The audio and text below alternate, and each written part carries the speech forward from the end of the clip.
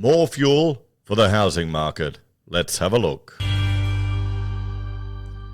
Good morning, everyone. Florian here, and welcome to another episode of Heiser Says. Grab your hashtag cheap instant from Aldi, and let's have a talk about the latest scheme to help people get into housing here in the wonderful and bloody cold state of Queensland. I thought we were the sunshine state. Do they still use that marketing? It seems like we're nowhere near that at the moment.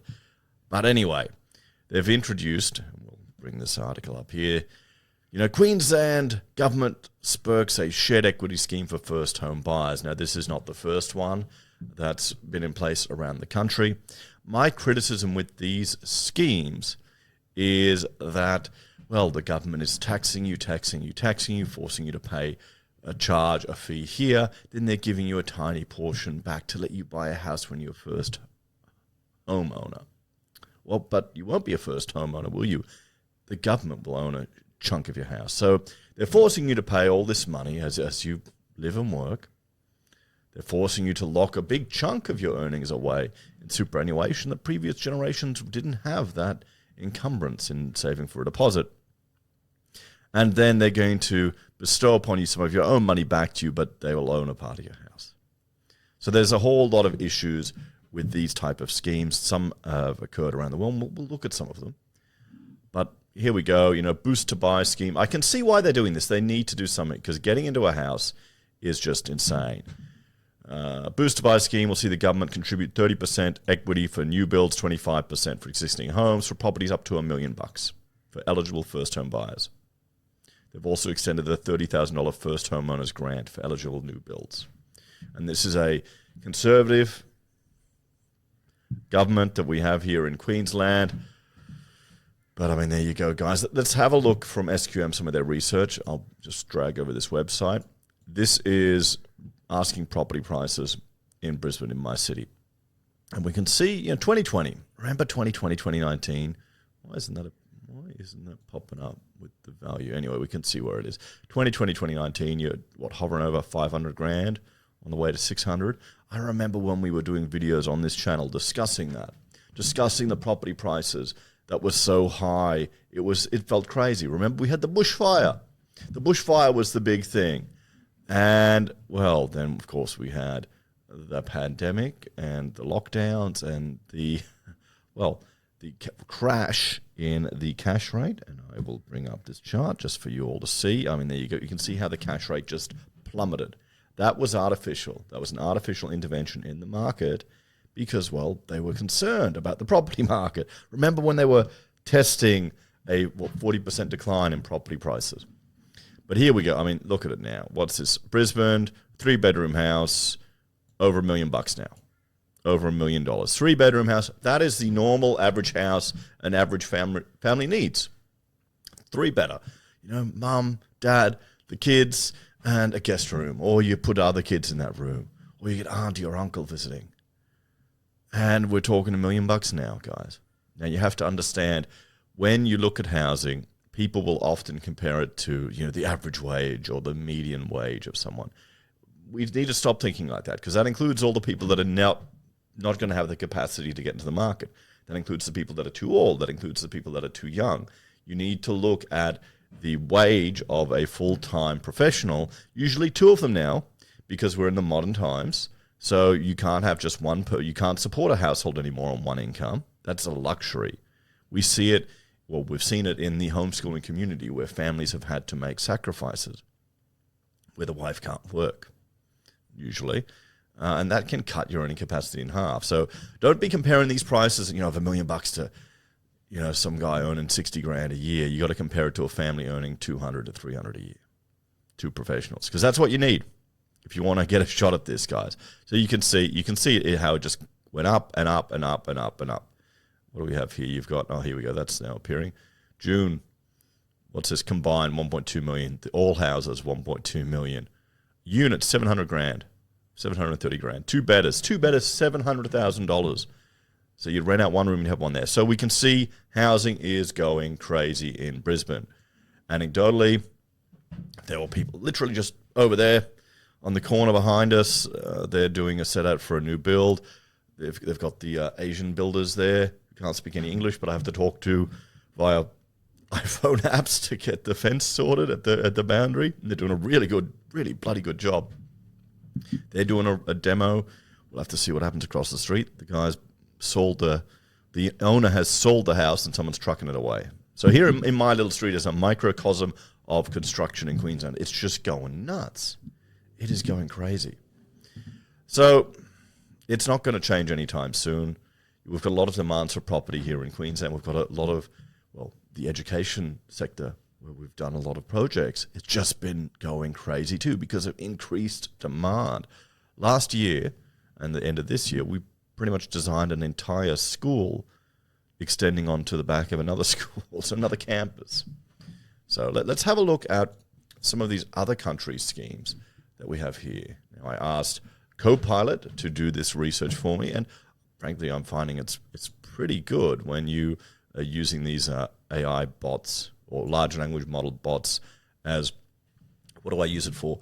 An interactive computer manual when I want to ask particular questions about software or tools, and it'll just link to like the Faro website or the Autodesk website, or just scouring the web for and recomposing information and useful features. So, I mean, there you go. So they've got a shared equity scheme or shared ownership scheme in the UK. Equity contribution is what's 25 to 75 ownership by buyer, and they pay rent on the remaining shares. So think about this. You're buying a house, the government owns a big chunk of it, so you're paying a mortgage and you're paying rent on it, and you're probably going to pay all these taxes and charges too. I mean, there you go. They find a way. The UK is a mess. So first-time buyers and income limits, staircasing is allowed, and resale restrictions applied. Now, I didn't know what staircasing was. How staircasing works is, say you own 50%, you can buy it in chunks, like another 10%, so you own 60, then your rent goes down, then you buy 70%. This is, you start chipping away at it. I mean, oh boy, the thing is, you're paying rent on the bit that's remaining. You're getting the capital benefit on your part, but not on that part. Is the government chipping in on the maintenance costs? I bet you they're not. What do you reckon, guys? And because you can't, I'm assuming this is because people can't borrow the full amount. That's the only reason they have to do it. You've got the first home scheme, 30 to 50% discount on market price. Discount retained on resale. Okay, so they keep it. First-time buyers and key workers. New home builds only. Resale price restrictions. See, all of this, it's them tinkering with the market to try and get a scheme that works. Look at all the countries that we've got here. Australia, UK, US, Canada, New Zealand, Singapore. So here's the Help to Buy scheme that Labor brought in, their shared equity. 40% for new, 30% for existing. Repay on sale or refinance. Oh, that's interesting. So if you can use it to get in, and then when you refinance your mortgage, you can own all your house.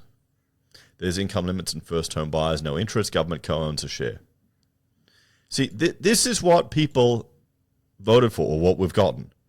I would much rather have preferred the coalition scheme of allowing you to take a chunk of your own super and using your own money that you're forced to lock away, that previous generations who were all property geniuses and rode the market up weren't, using that to get into a house.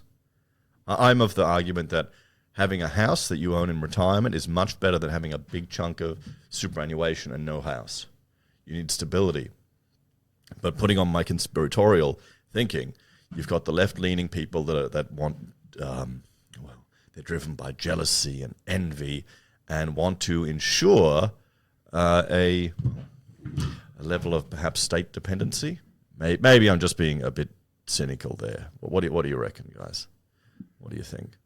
But you know what it is. It's all the lobbying from the banks and the union-controlled super funds. They want to keep the status quo. It's making them money. Don't get me started about the unrealized capital gains tax or superannuation tax.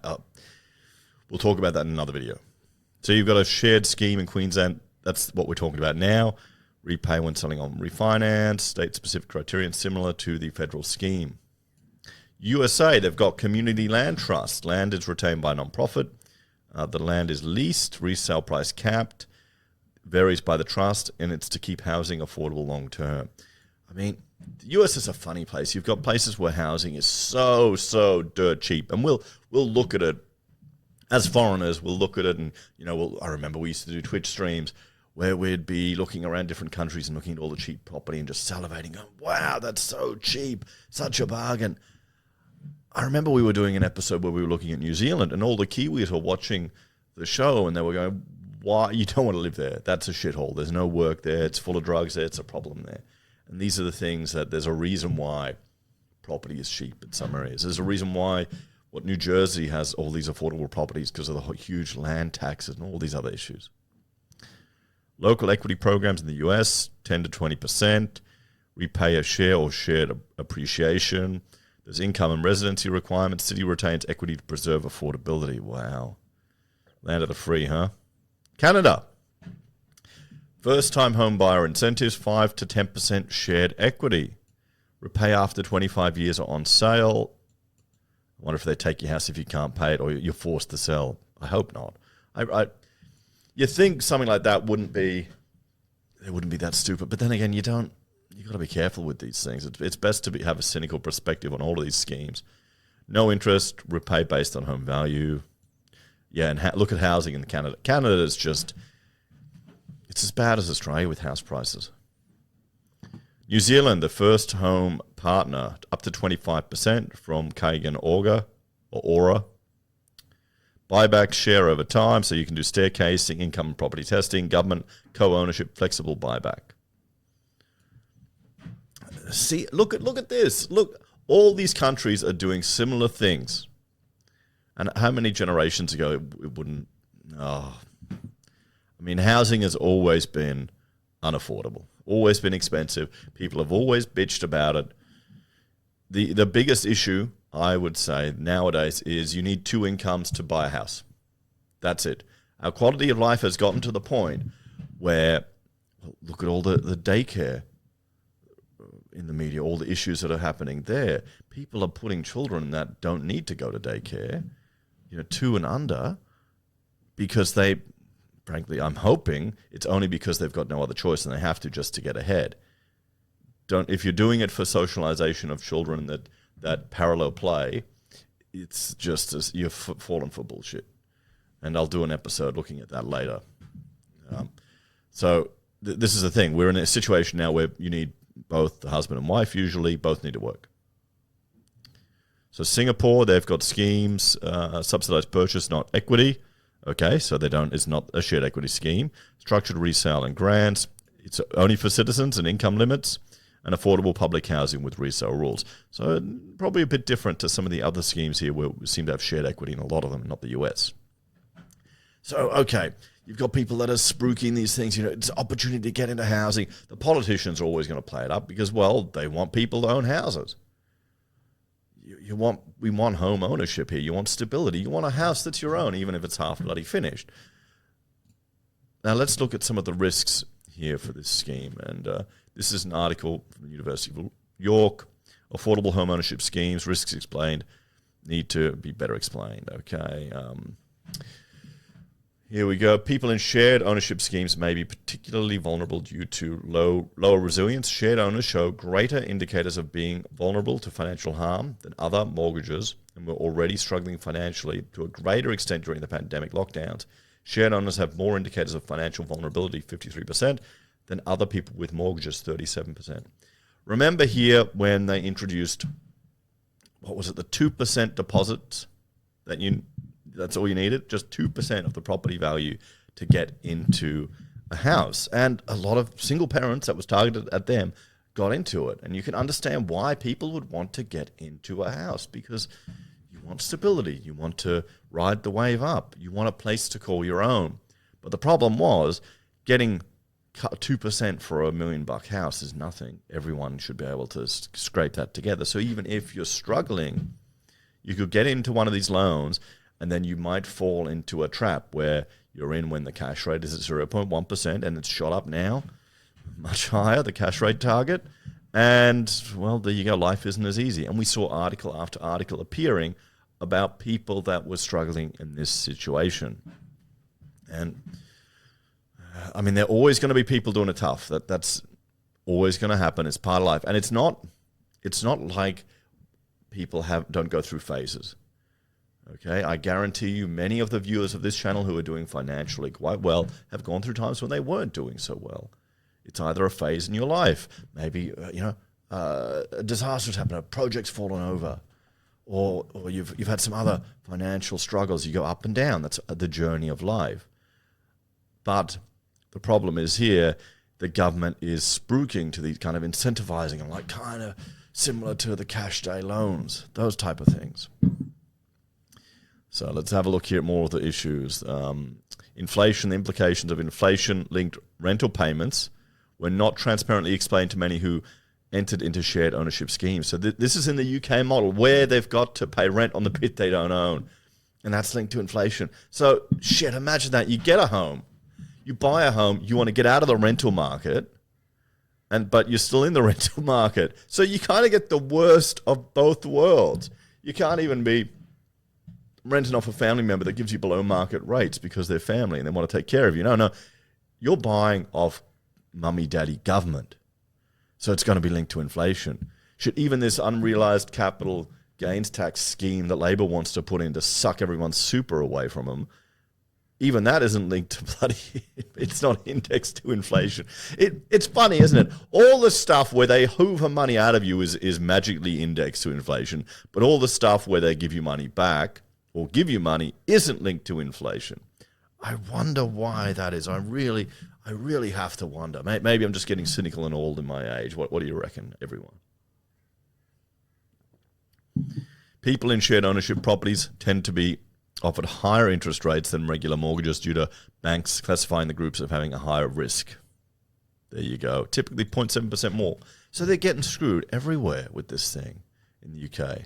And here's some more problems. I asked my good friend, Copilot, to look at some of these issues. And I think, well, this is going to be a big one, which I don't imagine anyone at all will be surprised. All the regular viewers of the channel know this. It's simple supply and demand. Remember the promises of building 1 million houses? You know what? Let me bring up the ABS home approvals or building approvals. Sorry, guys, I'm still getting my my rig set up here with everything. Here we go. What are we looking at here? What are we looking at? There you go. Yeah, everyone. So it's going right back down, seasonally adjusted. We have the peak here. This is Home Builder. Remember the schemes that they needed to juice up the market? And bloody hell, they juiced up the market. But now you're getting delays in getting projects finished. And that there is just this part here that they've moved over. Look at this here. Before that, we had steady 20,000 roughly, 20 to 17,000. Look at that, we're 15,000 there. Look at that, 13. Ooh. Oh boy. And then combine this with the construction apocalypse, where we looked at builder after builder after builder going bust. None of these schemes that they propose to you are without consequences. And the problem is you've got a lot of young people that are voting maybe for the first time, and they don't realize they haven't gotten the life experience, or they haven't become bitter old bastards like a lot of us are, to see through the bullshit, to see that the promises, no matter what side you're voting for in politics, they're going to promise you the bloody moon, and they're going to try and do their best. Maybe cynically, I believe that they're trying to do their best for what they believe. But sometimes the best is to do nothing and to step back. But they can't do that because then they look like they're not doing anything, because they probably aren't. And, well, there you go. So they got to play around with things. So increased demand without matching supply. In the UK, the Help to Buy equity loan scheme was linked to price inflation in new built homes, especially in areas with constrained supply. Developers were found to price homes higher, knowing buyers had access to government-backed equity. There you go. So, I mean, there's the number one issue here. It's going to drive up prices. It'll overheat the market. We've got constrained supply. Here in Queensland, it's going crazy with construction. Price anchoring and developer behavior. Shared equity schemes can distort market pricing if developers adjust their pricing strategies to match the maximum allowable under the scheme. Yeah, of course. Yep. In Australia, some analysts have warned that schemes like Help to Buy could lead to developers pricing homes at the upper limit. Of course they're going to. They're going to do whatever they can to maximize. They're going to meet the market, and the market now is juiced up because of government interventions. Look at NDIS. Look at all the service providers under the NDIS. Edward, our son, he has Down syndrome, so he gets NDIS funding for a range of therapies. And here's the shocking thing. Every one of the therapies are charging at the maximum amount that they can, every single one. There's no competition in the sector at all. We had recently not recently, probably a year ago, where they charged another fee. They upped it to take notes after every meeting. And we're going, okay, give us a copy. We want a record of those. Oh, no, we're not giving them to you. You get them later when they're subpoenaed or needed. And what can you do? Because there's such demand for these services, you've got to cop it. Yeah. There's a lot of issues in those sectors, guys. So next one, reduced market pressure to lower prices. We're never going to see. Here, I'm going to make a prediction here. We're never going to see lower prices for housing in Australia. Never. I'll do a video later explaining that what I call the pillars of the housing sector. You're never going to see lower house prices. What do we got? We got a dip during the pandemic because demand from population growth just plummeted. But then everyone jumped in as fast as they could. You've got people who are there eager and waiting to get in the sector. Lower prices, 10%, 20%. There'll be an article, housing has crashed. I'll put the flames on the thumbnail. Housing has crashed. And it's 10%. It's nothing. It's a drop in the ocean. So, yeah. In the US, shared equity models like community land trusts aim to preserve affordability. But in hot markets, they can still contribute to overall price inflation by enabling more transaction at higher price points.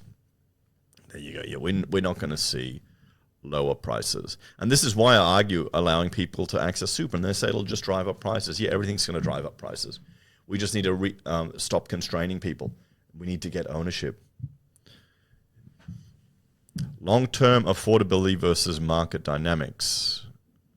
While shared equity homes often have resale restrictions, adjacent market-rated homes may see prices increase due to the perception of increased demand and neighborhood improvements.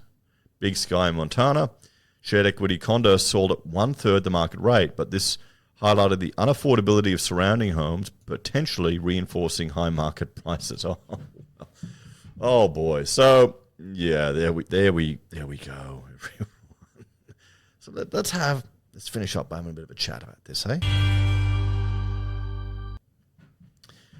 So the government has introduced a shared equity scheme again. Here in Queensland, we've got one at a federal level. We've got other states pushing them forward. We've seen examples of some of the issues these cause around the world. Let's just hope they don't cotton on to the idea of being able to charge us rent on our own home. I mean, do you have to pay rent to the government for that equity portion? No one's mentioned it in any of these articles or in any of these research drags or web bot scrapes for the Australian example, but let's not talk about that too loudly, and let's hope the bureaucrats don't realise. Could you just imagine?